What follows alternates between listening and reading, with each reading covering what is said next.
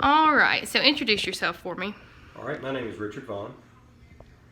Okay, and explain what you do. I'm a Mississippi Highway Patrol. I have been for approximately 20 years now. Okay, so share a little bit about what personal courage means to you. Personal courage to me means having the ability to do what other people are afraid to do. In my line of work, when bad accidents happen, when we arrive on the scene, there's people there that don't want to go up there because they're afraid of what they might see. It takes personal courage to be able to go up there and see the things that I've seen for many years and still do the job that I do and maintain composure about myself while doing that. Okay, so how do you recognize that this value is important to another person in your line of work? Why is it important in your line of work to another person?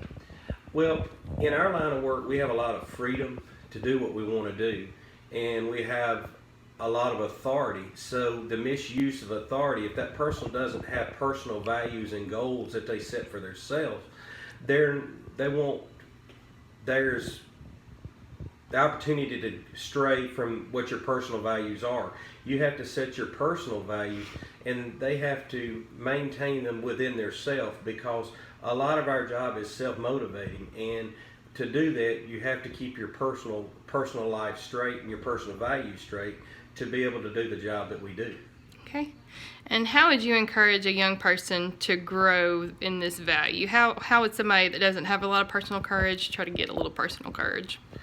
Well, each person has to develop their own personal courage, but the way they do that is by learning from experience.